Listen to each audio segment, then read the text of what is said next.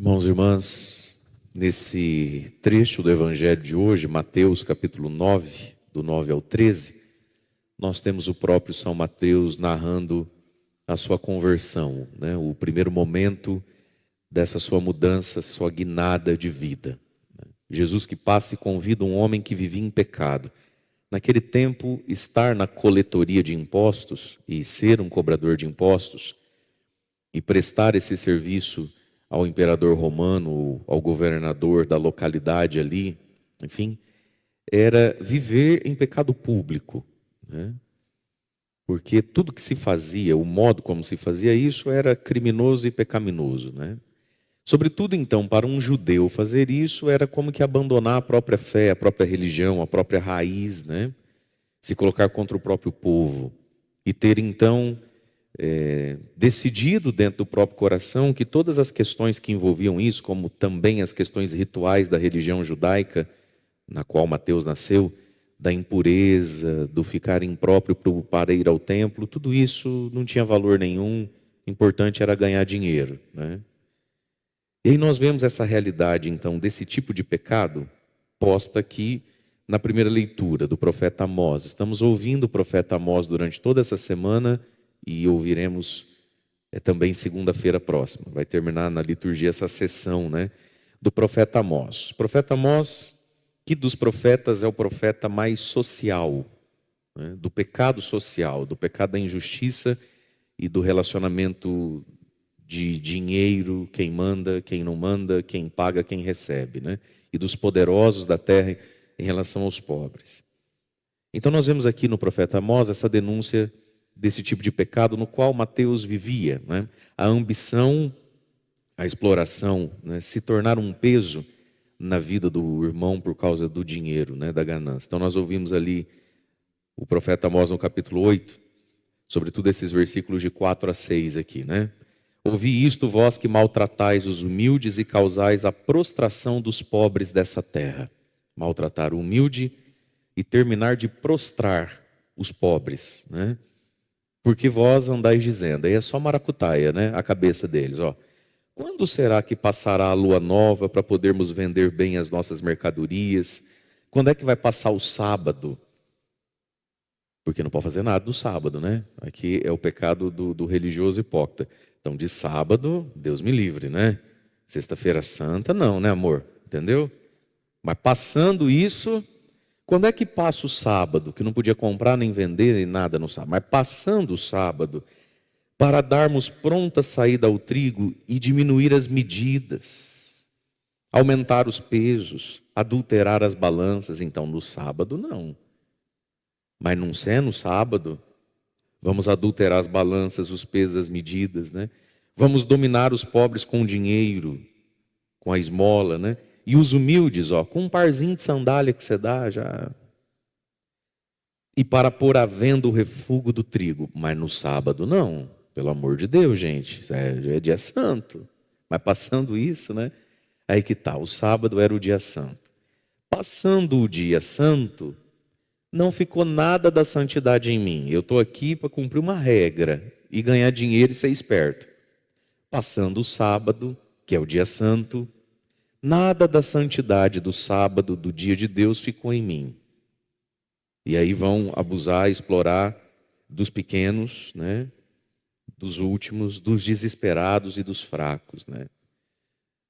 Meus irmãos, a gente precisa entender uma coisa: é pecado ganhar dinheiro em cima do desespero, da dor, né, do outro.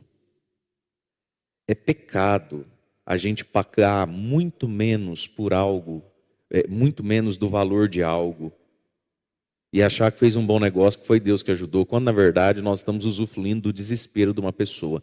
Exemplo, temos aqui um microfone novo, deve custar hoje uns 5.000 alguma coisa esse, né? Eu estou precisando, estou querendo, ou eu compro e vendo também disso aqui, não importa. Me aparece um desses seminovo, novinho, não sei, usado lá. E eu sei que usado ele tem que custar uns 3.000.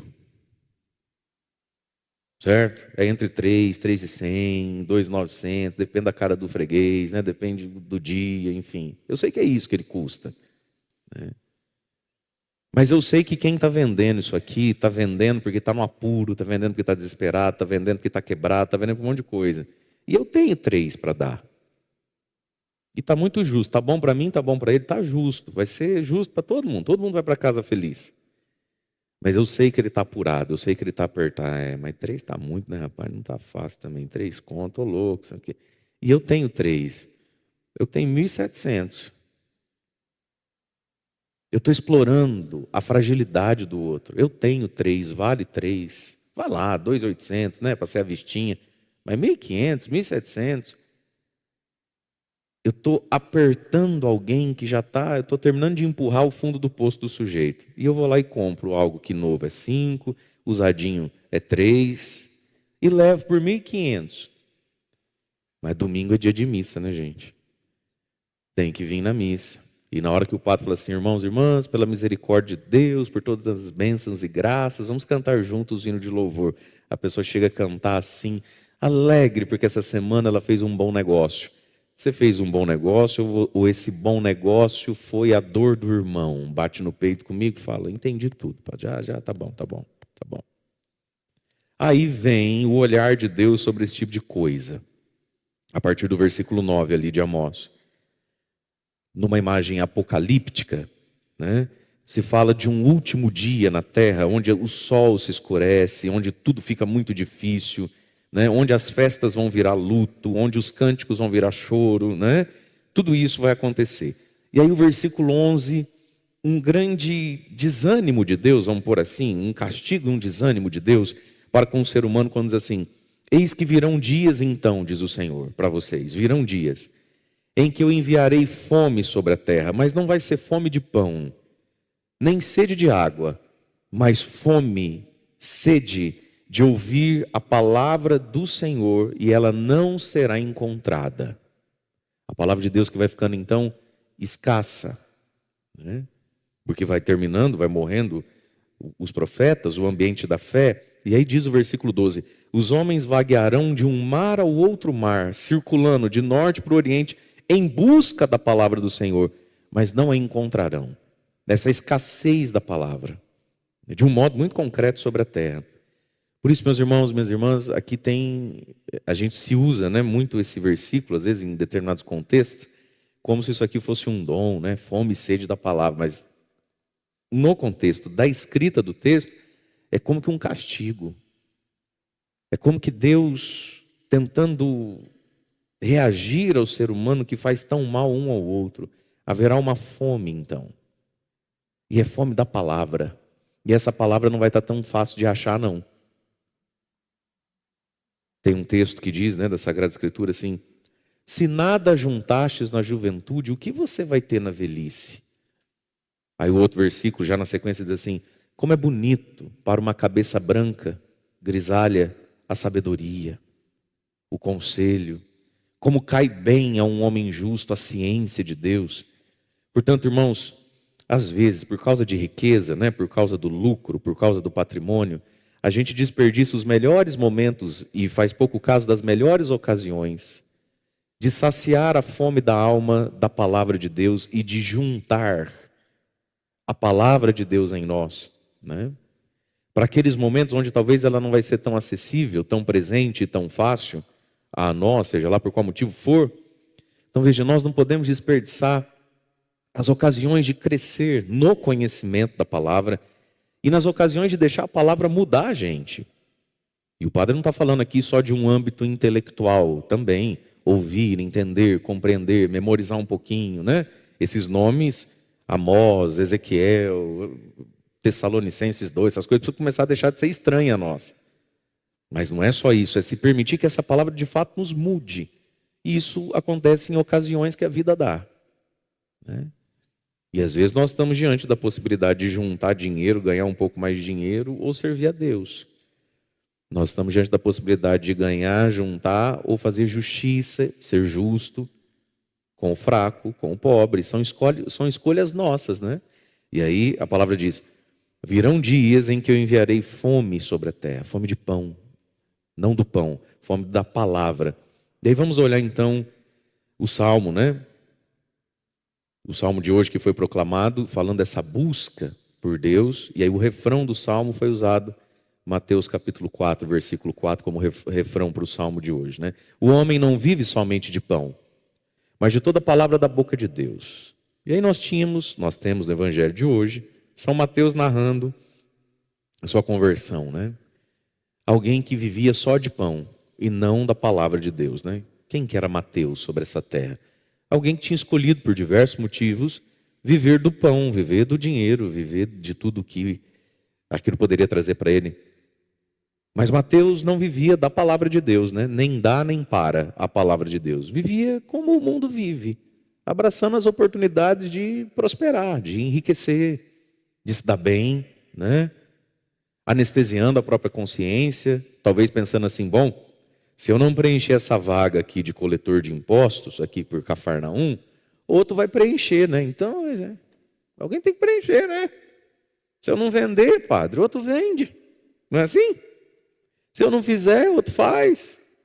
Né? Então, assim, complicado, né? E foi assim que Mateus escolheu viver. Viver do pão, viver da matéria, viver da coisa, do dinheiro, né? Sobretudo aqui. Mas aí passa Jesus. E na vida de São Mateus vai acontecer um milagre sobrenatural da graça de Deus.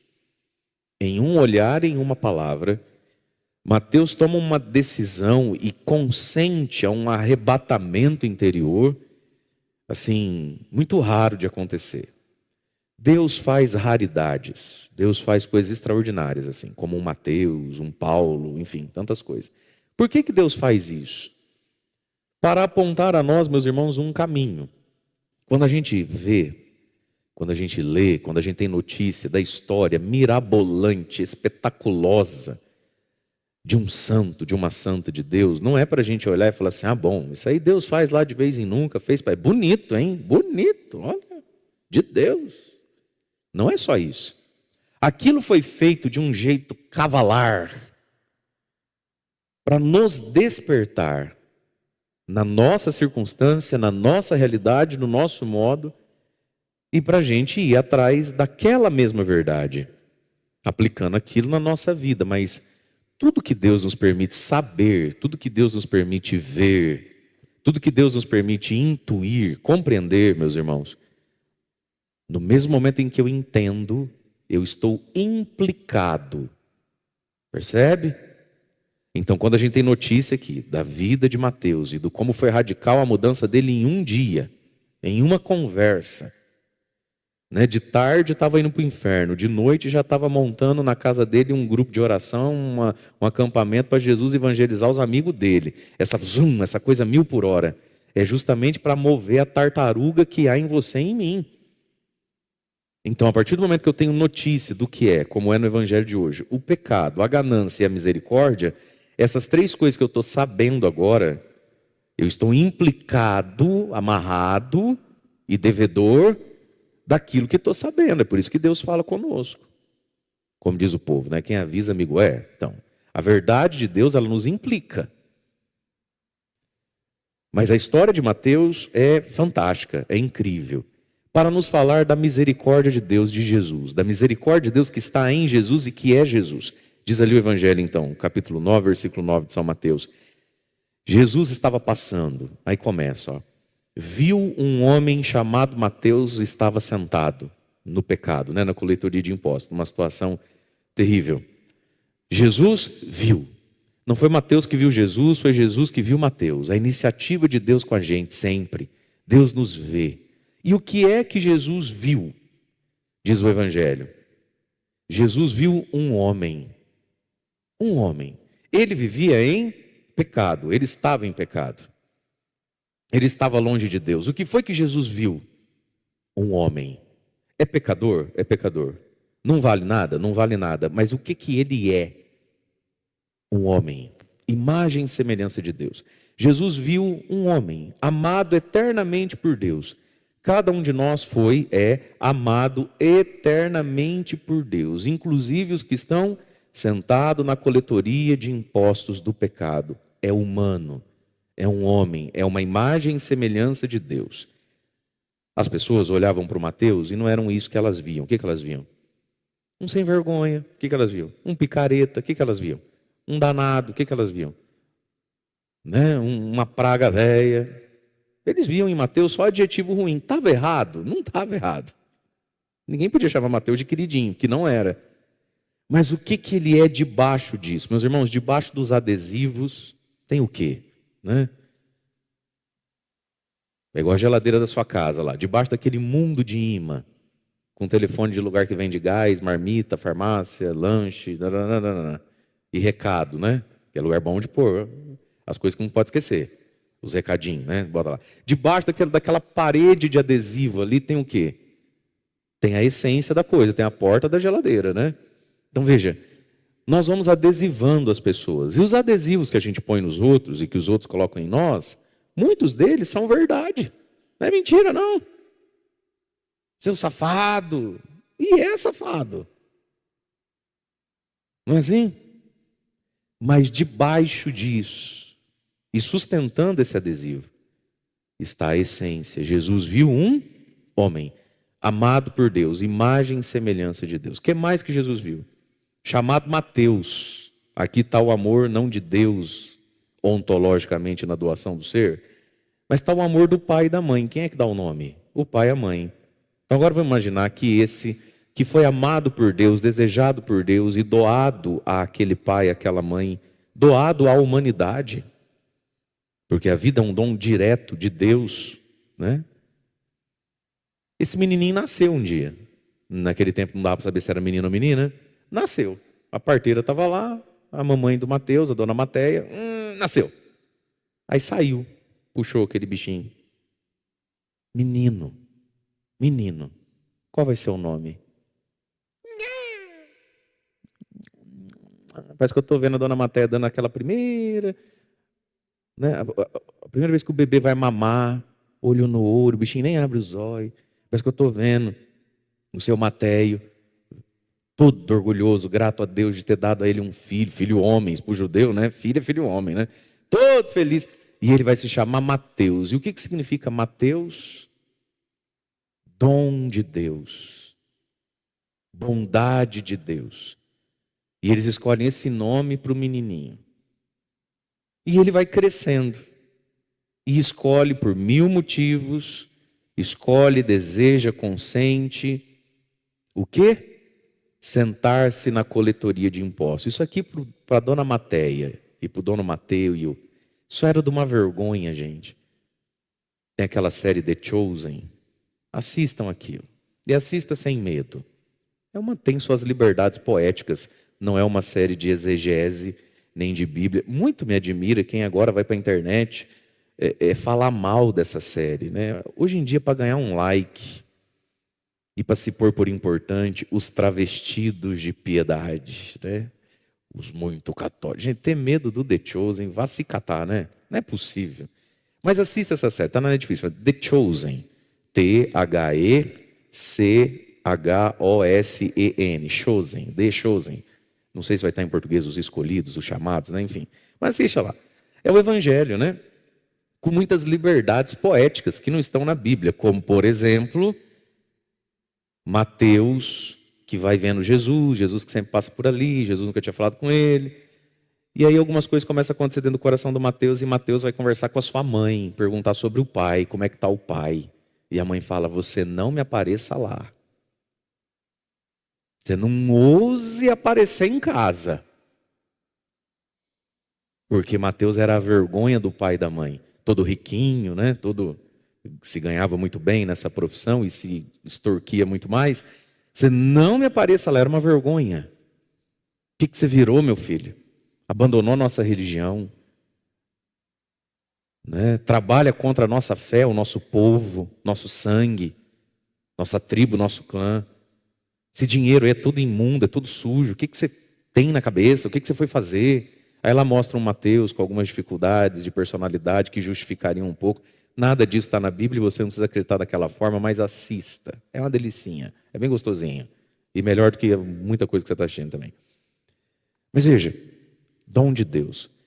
Se tinha uma coisa que Mateus não estava sendo, era dom de Deus. Mateus virou um inferno, um demônio na vida dos outros. Ninguém falava do Mateus como um dom. Todo mundo não podia nem ouvir falar o nome dele. Não tem gente que você fala assim: não gosto nem de ouvir falar o nome daquela criatura lá. Ixi, nem me fala o nome dele que eu já vou ficar nervoso, nós vamos brigar. Gente, Mateus fazia muito mal às pessoas, mas Jesus viu para além dos adesivos. Jesus viu para além dessas cascas que o ser humano mesmo constrói para si. Veja, gente, a misericórdia de Jesus não é uma passação de pano que fala, ai, tadinho do menino. Não tem tadinho de ninguém, não. Você não vale nada. Mas debaixo disso, tem um humano feito por Deus. E tem um humano amado muito e gratuitamente amado por um outro humano. Nem que seja sua avó, nem que seja aquela madrinha que quando sua mãe te deixou, foi ela que te cuidou. Tem um amor humano sobre você. Tem uma profecia sobre todos nós. Mateus. Para nós, o nome não tem tanto peso nem tanto valor. Não é isso? Se escolhe o nome porque está na moda, né? Não é assim que se faz? Eu acho que se o... Como é que era o nome daquele ator lá? O não sei o que Celulari. O Edson e a Cláudia Raia soubesse o que eles estavam fazendo quando escolheram batizar o filho de Enzo. Talvez não tivessem feito, né? Porque agora metade chama assim, né? Então, para nós, o nome é muito associado, foneticamente é bonito, né? Tá na moda, tá na vez, Daniel, Miguel, bora, assim, né? Assim, depois tem a época do Joaquim, João, aí começa, enfim. Mas fato é que quando o pai e a mãe da gente diz, não, vai ser tal o nome, existe ali uma profecia, existe ali um desejo de que dê certo, de que seja bom para si mesmo, para os outros, de que traga alegria, né? Que seja uma pessoa de Deus. Ninguém escolhe um nome para castigar a pessoa. E Jesus viu tudo isso, amado eternamente por Deus, amado por um pai, amado por uma mãe, vivendo no avesso disso tudo. Então Jesus chama, segue-me, levanta, sai disso e vem até mim, e vem comigo. Aqui que está a misericórdia de Jesus. A misericórdia de Jesus não é virar advogado dele, falar assim, ninguém fala mais mal do Mateus, tá? A misericórdia de Jesus é, Mateus, vem comigo. E isso é uma profunda misericórdia. Mateus não merece esse chamado. Mateus é chamado por uma proximidade, ele está sentindo no coração dele uma possibilidade que muita gente boa não sentia nem recebeu isso de Deus. Então Mateus com certeza viveu dentro dele muitas vezes esse sentimento de, meu Deus, mas quem sou eu? Por que Deus não escolheu o outro? Olha quem eu sou, olha quem eu fui, eu agora vou lá, imagina, ai gente, que vergonha. Isso é misericórdia. Que Deus nos olhe e desperte em nós a fé e coloque diante de nós a possibilidade da conversão, do discipulado. Ninguém merece isso. E é verdade, tem gente que merece menos ainda. É a misericórdia, é o amor dele por nós. Para restituir, restaurar e refazer em nós o amor de Deus e o amor humano. Um homem chamado Mateus não pode estar nessa situação, meu amigo. Segue-me.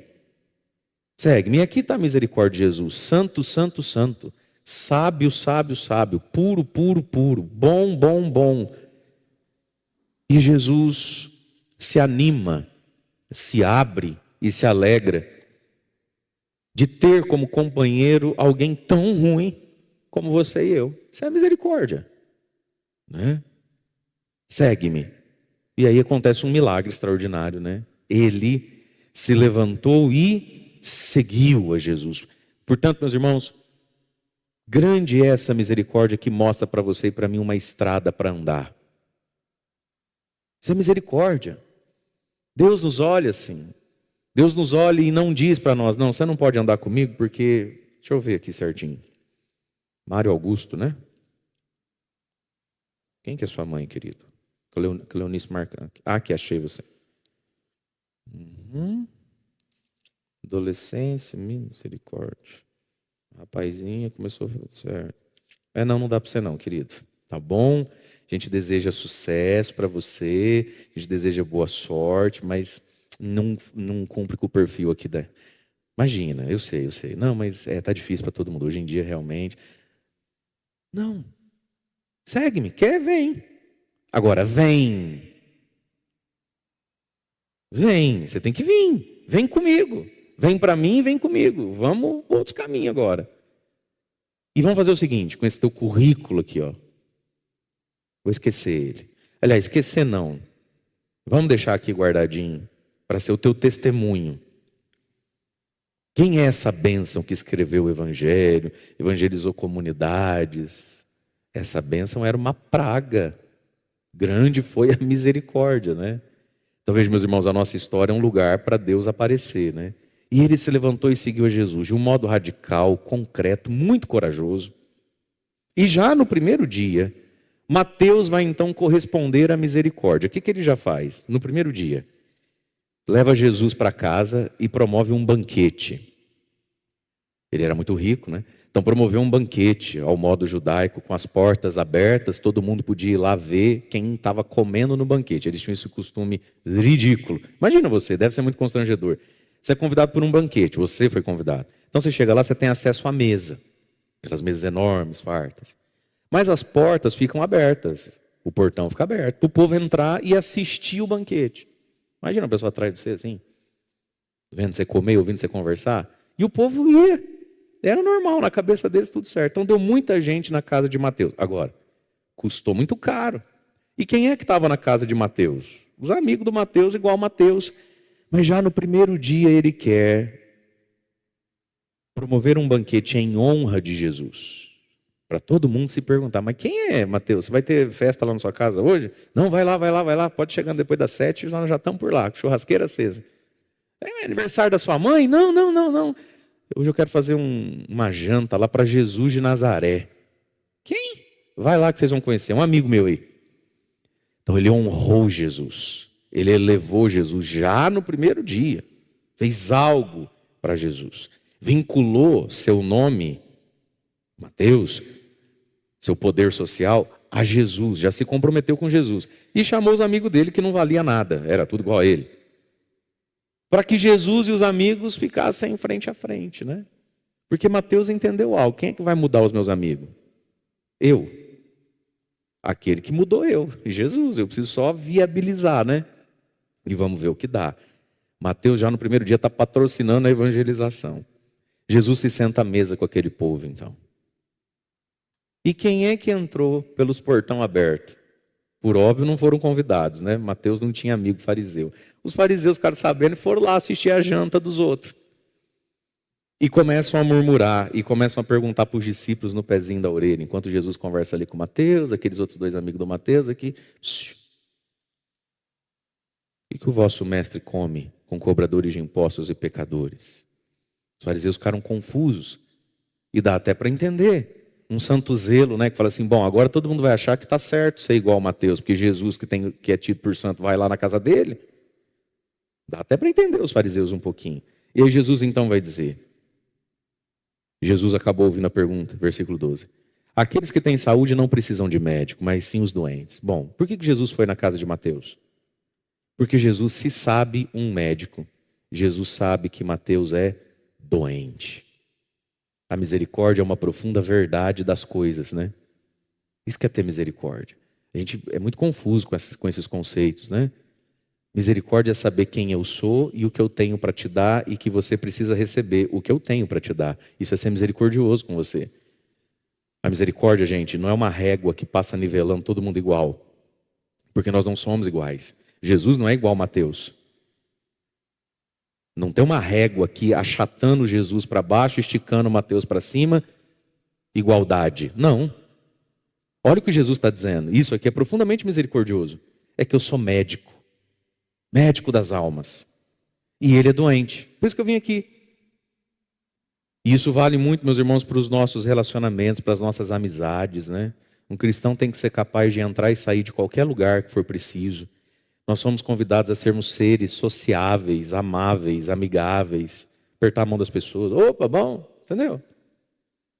Vai ter festinha de aniversário, festa junina, né? Você tem que ir, você tem que viver, você está no mundo. Mas agora com qual critério?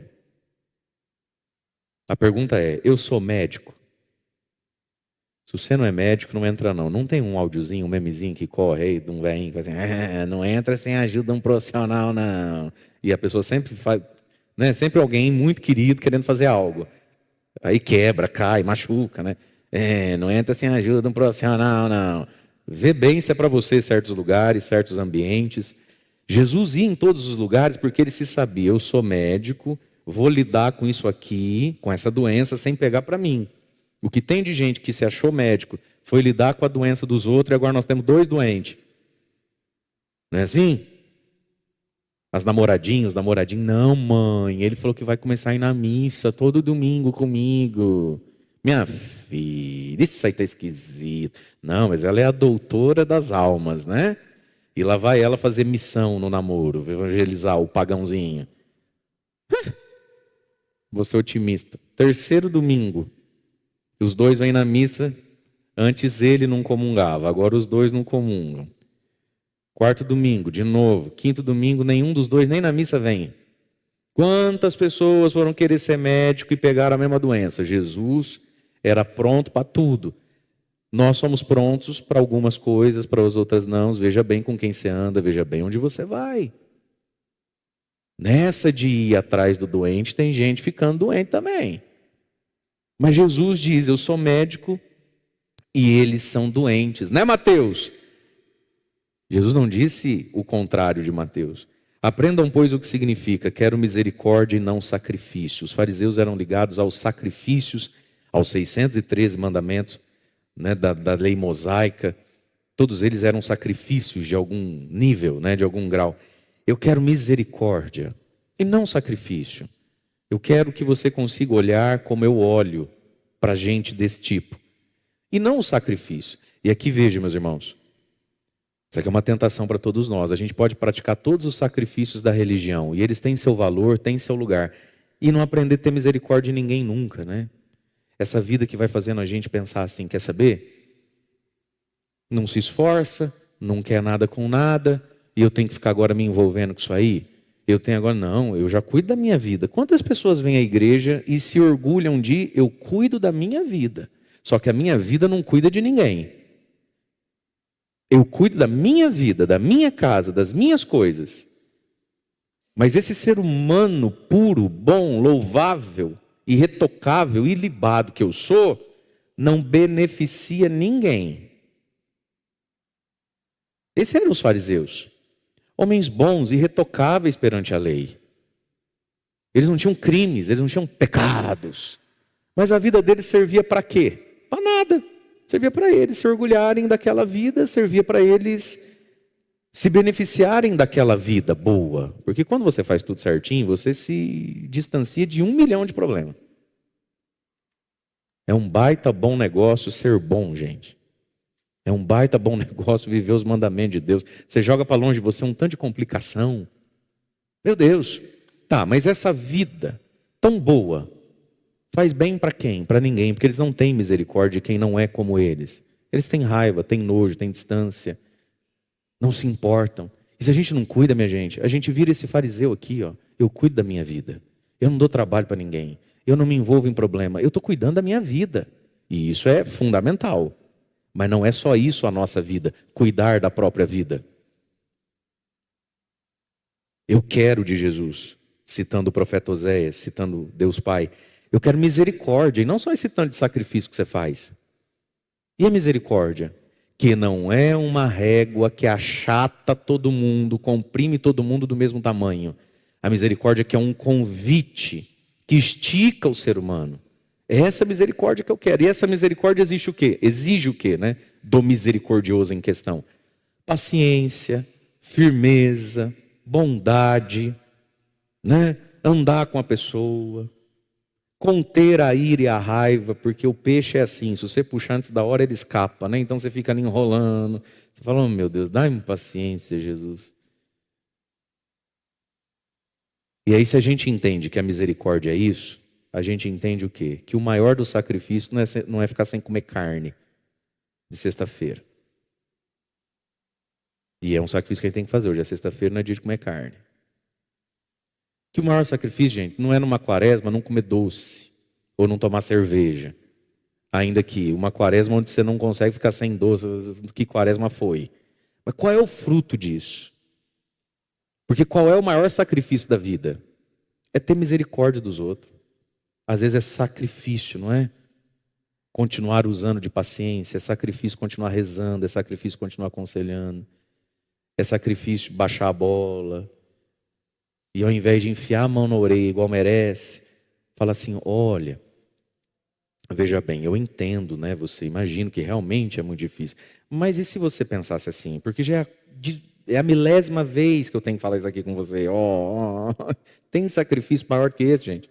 Esse é o grande sacrifício. O sacrifício da misericórdia. Aprendei, pois, eu quero misericórdia e não sacrifício. Mas veja, Jesus está na mesa, do lado dele está Mateus e os amigos do Mateus. Jesus está falando isso em voz alta, está todo mundo ouvindo. Jesus acabou de chamar Mateus de doente, na lata, com muita elegância. Acho que Mateus na hora nem entendeu. Não tem gente que às vezes você conversa, e você termina, tudo vai valer. Quando você chega no carro, você fala, o que ele quis dizer? Filha, não é assim? Você chega em casa, aí você fala assim, amor, vem cá. Você acredita que a sua irmã me falou assim? Ai, que legal. Não, amor, não. Às vezes ela falou brincando, eu não sei não. Eu tô achando que ela tá me dando recado, aquela mulher. Jesus tinha esse dom. A pessoa na hora ele nem pegava. Por que come com esse povo? Porque quem tem saúde não precisa de médico, só quem está doente. Né, Mateus? Vê ali para mim, filho, o pãozinho de alho. Aí Jesus vai comendo pãozinho de alho, linguicinha, não sei o quê. Aí Jesus fala, e outra. Aprendam, viu?